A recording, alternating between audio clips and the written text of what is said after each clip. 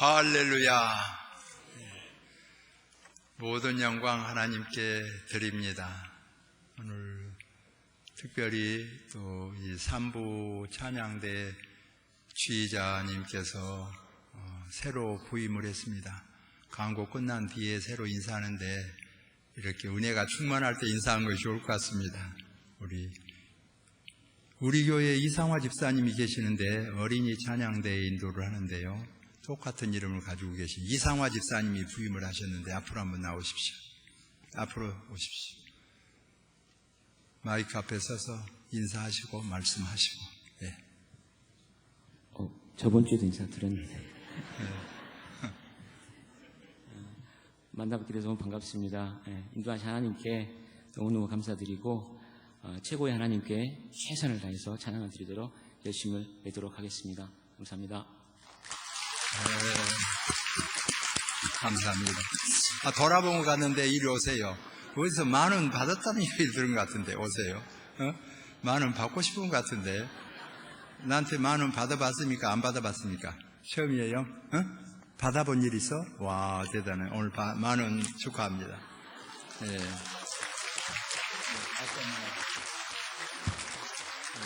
감사합니다. 네. 이상화 집사님은 이렇게 베델교회 성가대 지휘자로도 8, 9년 봉사하셨다는 말 들었습니다. 실력이 출중하시고 보다시피 잘 인도하시는 분이 또 우리 교회에 와서 이렇게 찬양대로 인도하게 되었습니다. 박오진 집사님이 잘 인도하시다가 또 가셨기 때문에 서운한데 또 뒤를 이어서 좋은 지휘자가 이렇게 와서 크게 안심이 됩니다. 뜨거운 박수로 한 번 더 환영합시다. 네, 감사합니다.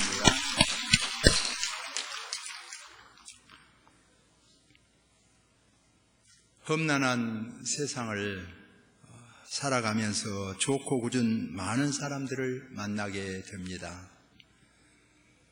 이 악한 사람을 만나도 살아가야 되고 선한 사람을 만나도 살아가야 합니다.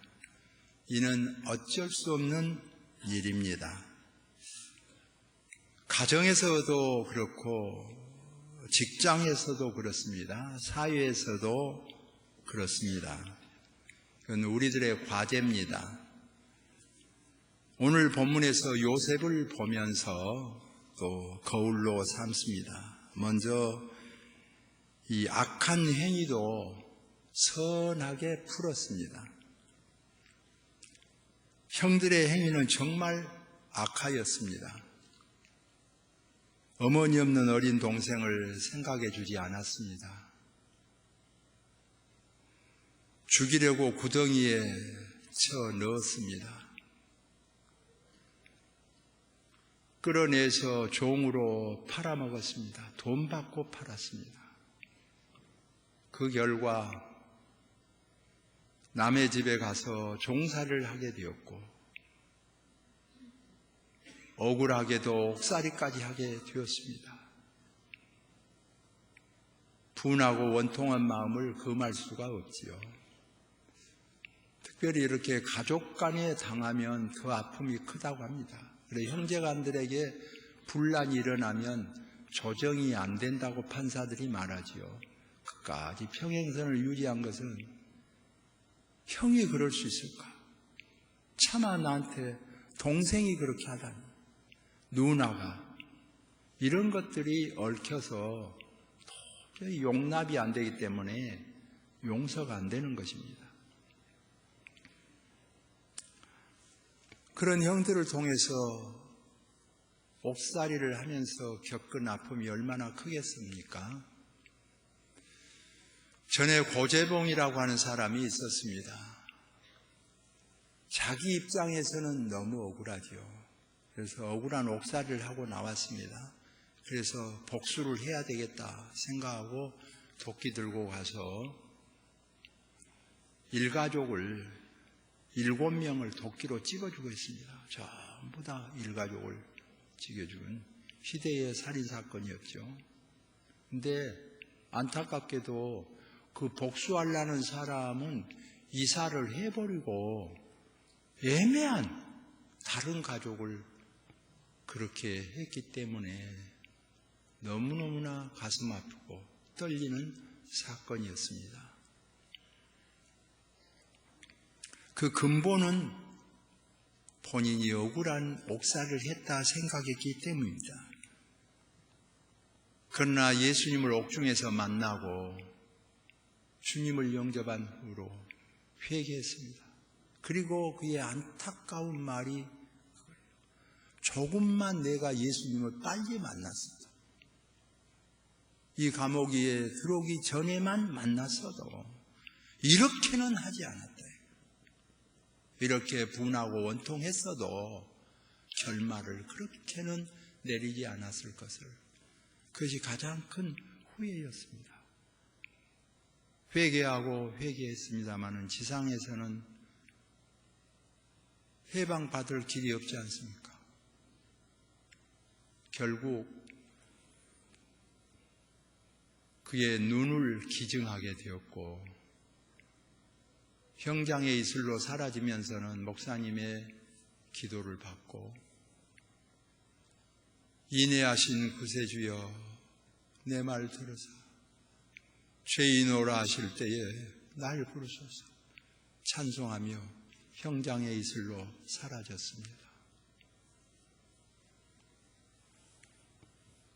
옥살이의 고통이 어떠한가를 보여주는 단면이라고 봅니다. 요셉의 마음도 이런 악한 마음이 왜 없었겠어요? 여러 가지 마음이 교차되었지요. 그래서 성경은 울었다고 표현합니다.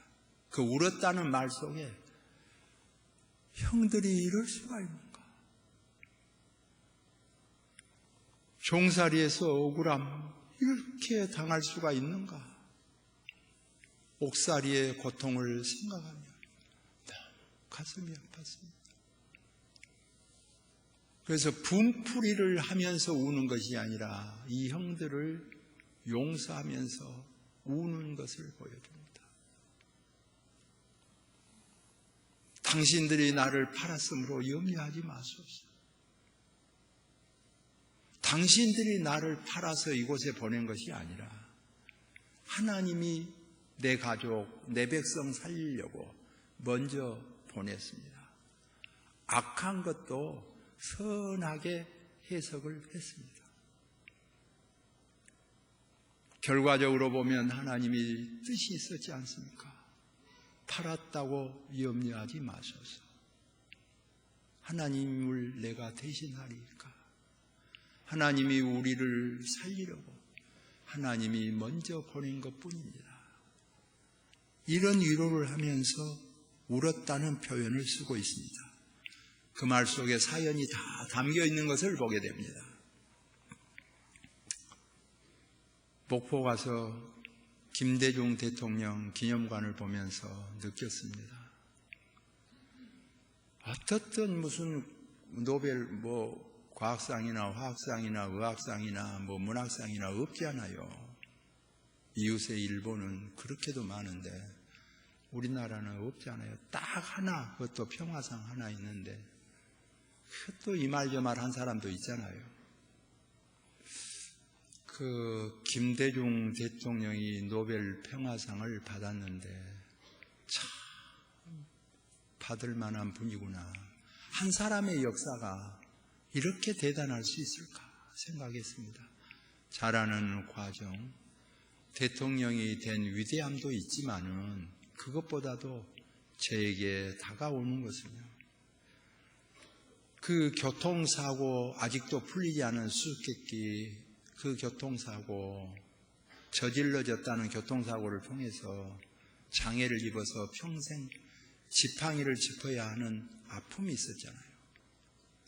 바다에 빠뜨려서 죽게 되는 위험, 풀리지 않는 아픔이 있지 않습니까? 더더군다나 사형은도 받아가지고 내일 죽을지 모레 죽을지 모르면서 유언서를 계속 남겨야 하는 그 고난을 겪은 사람 아닙니까? 힘이 없어서 못한다면 어쩔 수 없지요. 그러나 대권을 잡았지 않습니까? 대통령이 되어 얼마든지 할 수 있는데 그걸 다 접고 용서했다는 사실이 빛났습니다. 뿐만 아니라 그 당시에 그렇게 많은 사형수들이 있었는데 어떻든 이런 사연 저런 사연으로 보류를 해서 김대중 대통령 당시에 사형언도 받은 사람들을 한 사람도 사형시키지 않고 떠났다고 하는 것은 정말 귀감이 됩니다. 요셉을 보게 하고 예수님의 마음을 읽어내게 합니다.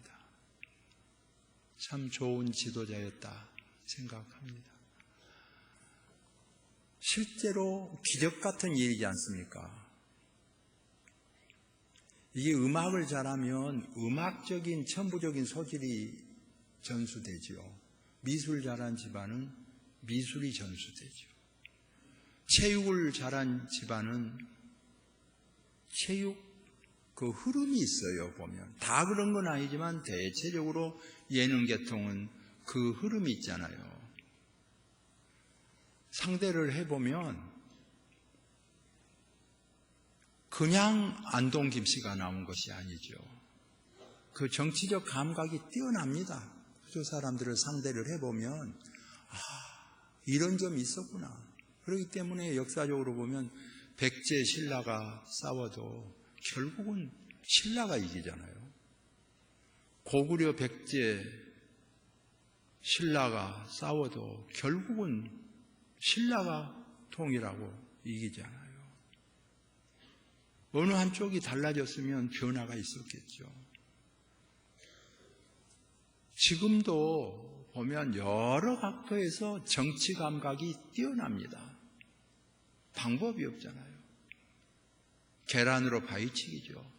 그런데 그런 곳에서 이 호남 지역에서 대통령이 한 분 배출되고 더군다나 우리나라에 하나밖에 없는 노벨상을 받는 사람이 나왔다고 하는 것은 기적 같은 일이다. 그렇게 볼 수 있습니다. 다 떨고라도 대단한 분이었구나. 그런 생각을 갖게 됩니다. 그러면서도 그 위에 올라서는 것이 용서하고 품는 그 마음이 빛난 거죠. 힘을 발휘한 후에 싹 복수를 했다면 반으로 삭감되죠. 그러므로 성경의 가르침은요, 너희 안에 이 마음을 품으라. 예수 그리스도의 마음이 있어요. 요셉을 보면 예수님이 보인다고 말합니다. 요셉의 마음이 귀감이 된 것은 이런 마음이죠. 우리 마음을 정리할 수 있죠. 우리가 어떻게 해야 되는가? 이게 중요하지 않겠습니까? 그렇지. 금년 새해 벽두에 요셉을 보면서 예수님을 보면서 선하게 마무리를 한 사람들을 주변에서 보면서 우리 마음을 정리하는 것이 필요하다. 이렇게 보여줍니다. 우리가 중요합니다.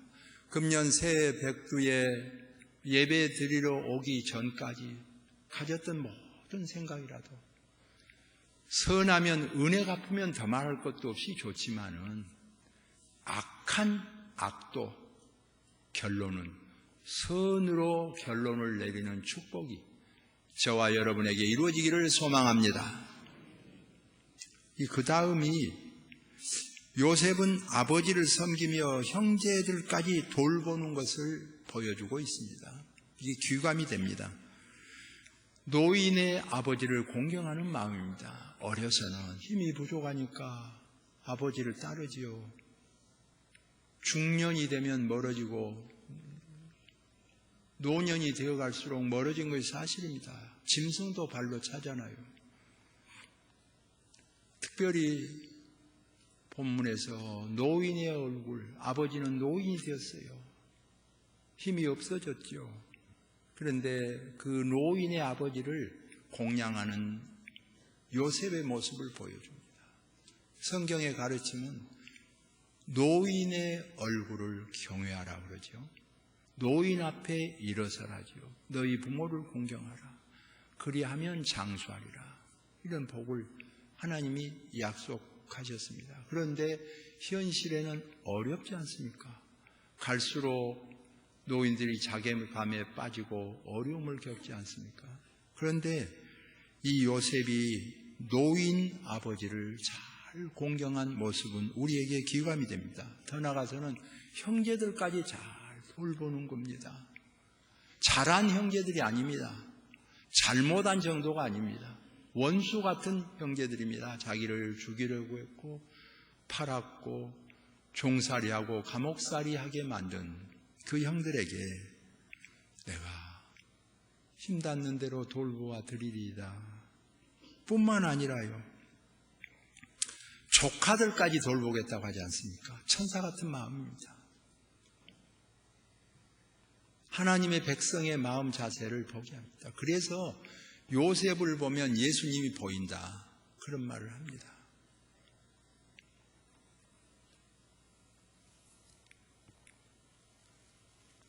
어떤 분이 사위 대접을 하기 위해서 장모가 시장에 나갔는데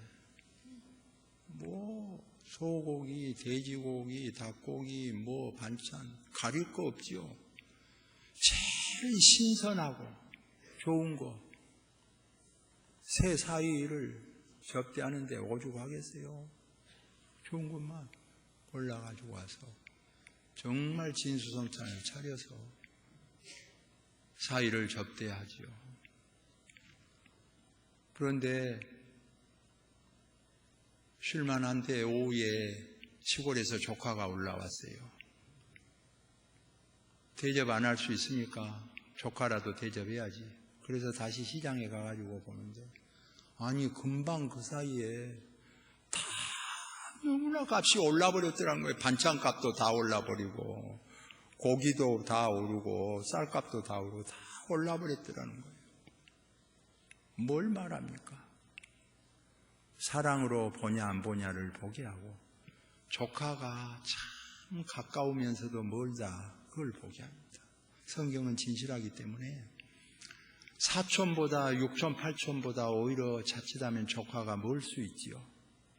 그런 조카들을 이 요셉이 잘 가꾸고 돌보겠다고 하지 않습니까? 그의 인품을 보게 합니다. 그래서 성경에 보면 이 아브라함이 믿음의 조상이기도 하지 않습니까?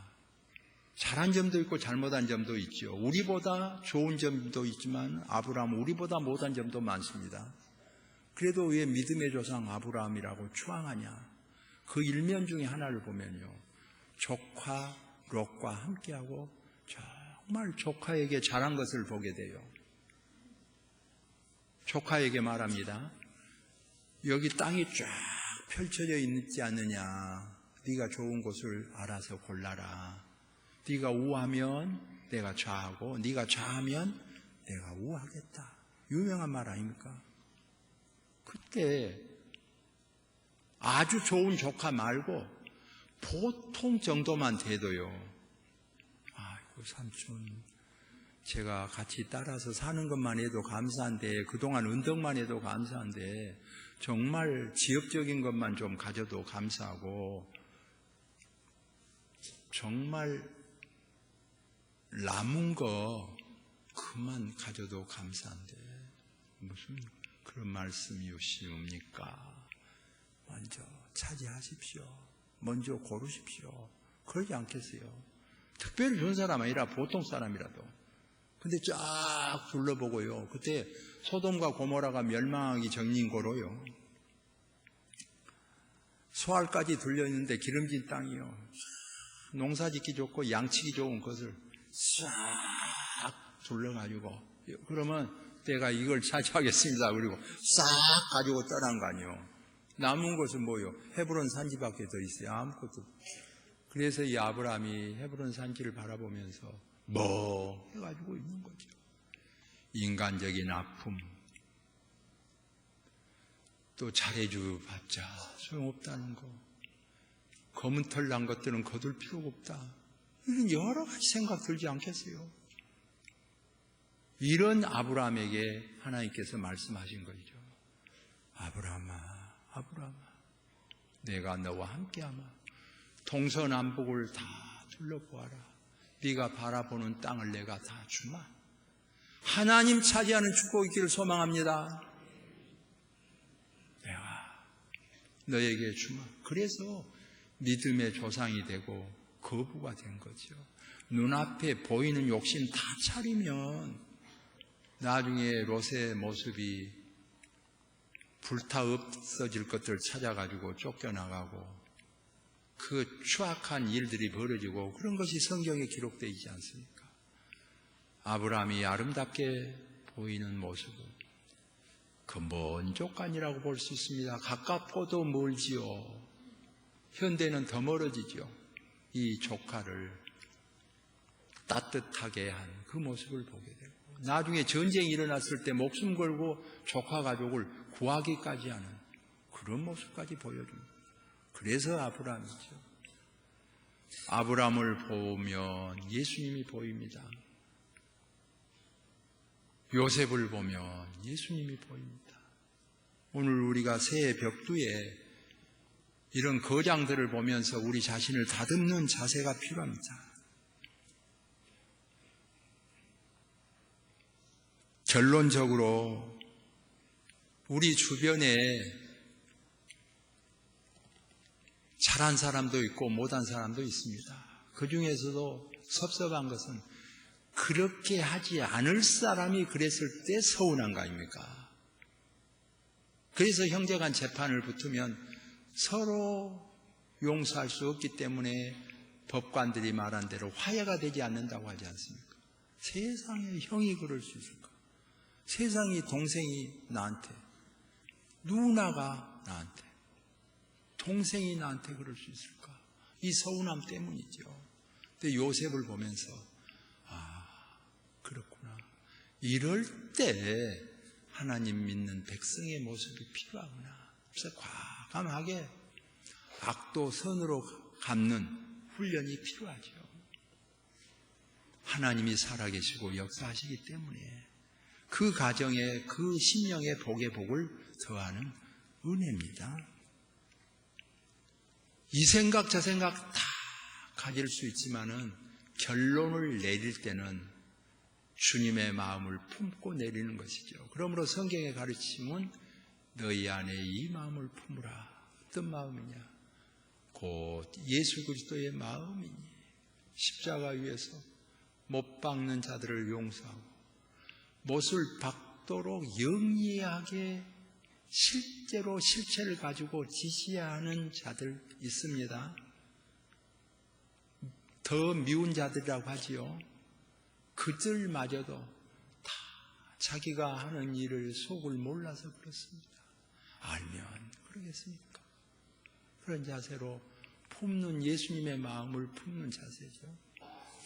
금년에 한 해 동안 우리의 심령이 정말 주님을 믿는 성도로서 점점 하나님께로 가까이 나아가는 귀한 한 해가 되기를 간절히 소망합니다.